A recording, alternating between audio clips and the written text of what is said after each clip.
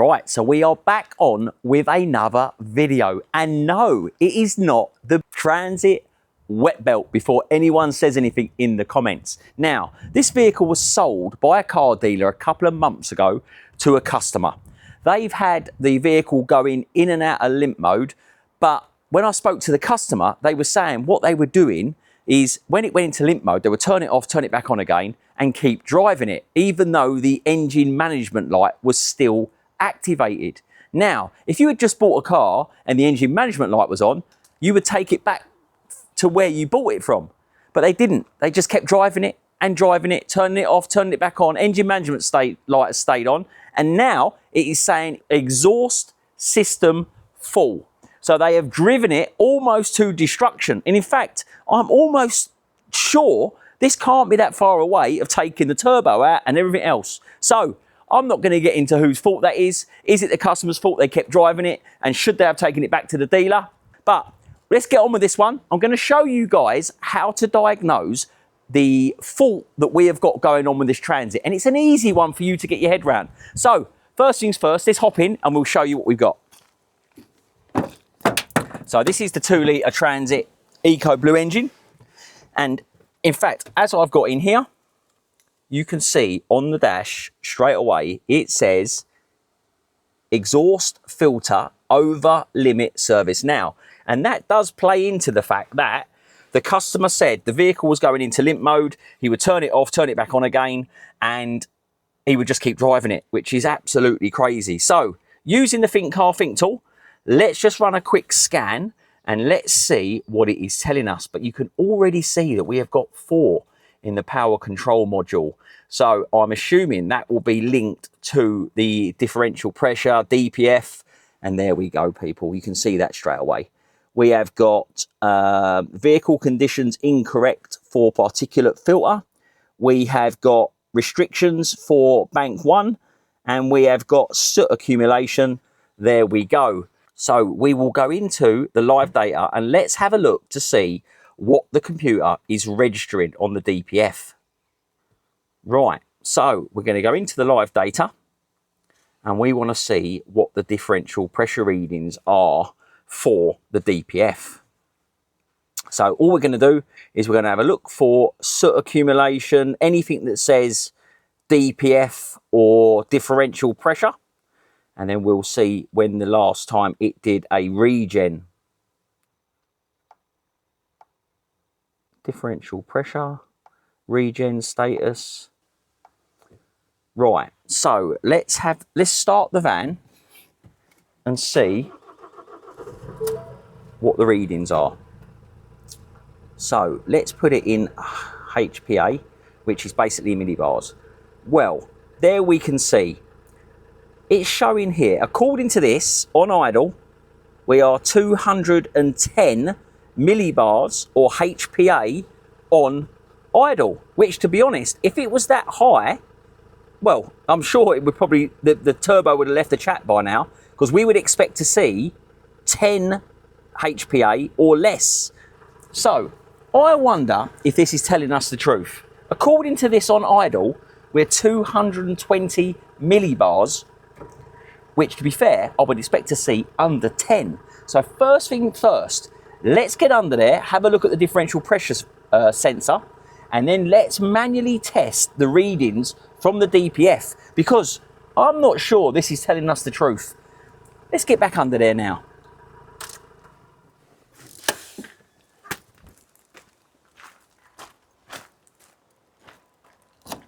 So, on the 2-litre Transit EcoBlue, it's very, very easy to get to because the sensor itself actually sits on the side of this airbox.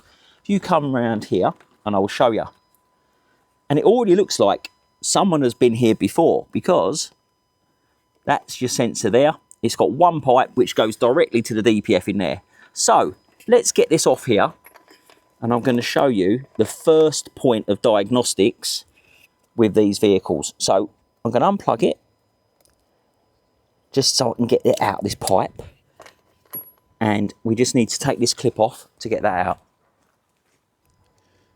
This looks like it's been broken previously. There's super glue on here.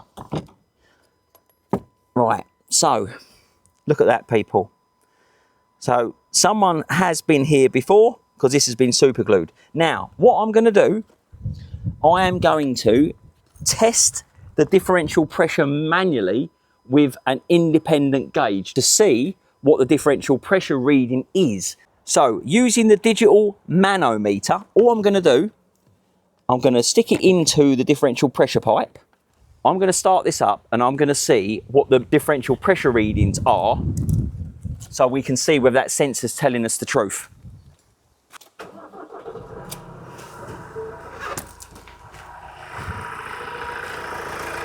There we go, people.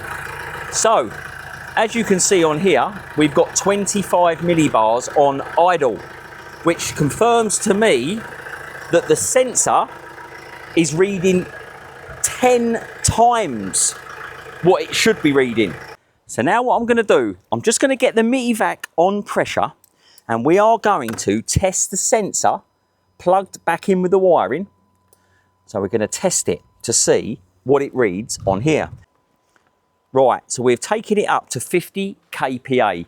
And as you can see by the diagnostic machine, it already thinks it is producing 10 times that amount, which would then think that the DPF is completely blocked and throw that light on. We know full well that on idle, we have got 25 millibars. So we know that it is already starting to block because of the fact that that sensor has potentially gone down. The DPF thinks it's completely full. It will not do a regen.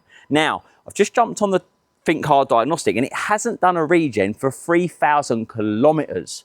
So this is exactly the reason why. It's getting the wrong readings from the differential pressure.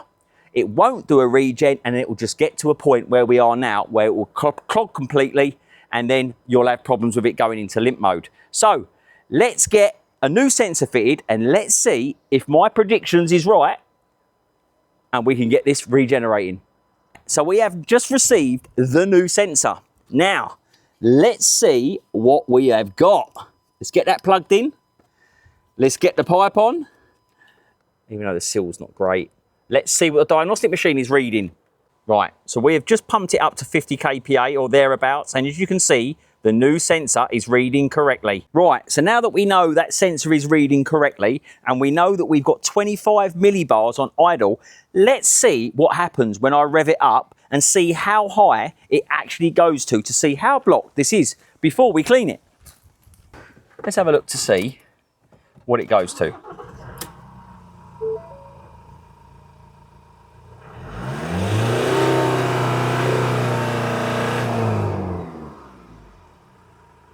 As you would have seen in that, it completely went off the scale, which I think is about 300 millibar. So we know full well this is blocked. So now what we're going to be doing, we're going to do a quick clean on this and you all know what we're going to be using. We're going to be using the Thinkcar DPF Cleaner. We're going to stick it in the gun.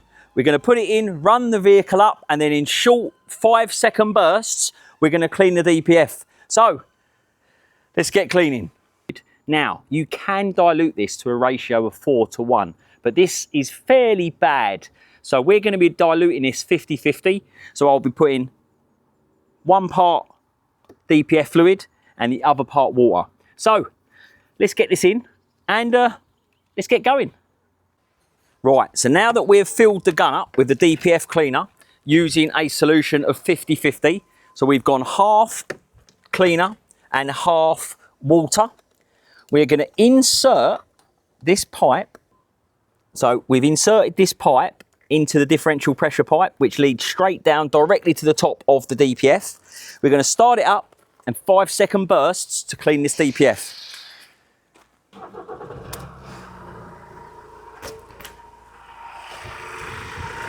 So now all we're going to do is just 5-second bursts.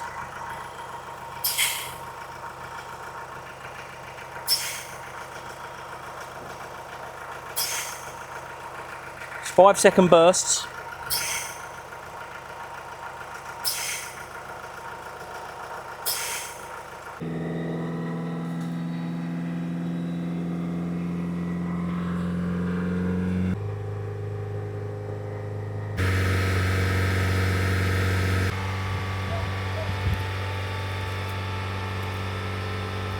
Right, so now that the vehicle has done the regeneration, as you can see, lots of stuff come out the back of this. This was absolutely blocked.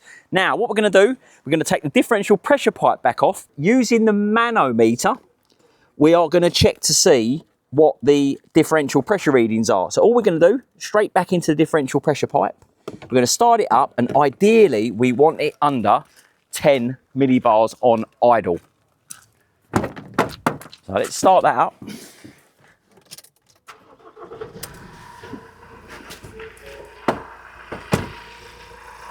There we go, people. So we are currently sitting at 9 millibars from 25 originally, and it's actually dropped down a bit more. What did it go up to on the highest?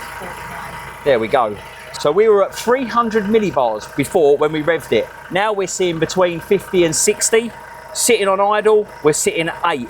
So we know now that that differential pressure reading is absolutely going to be fine. So another one done. We've got no lights on the dashboard.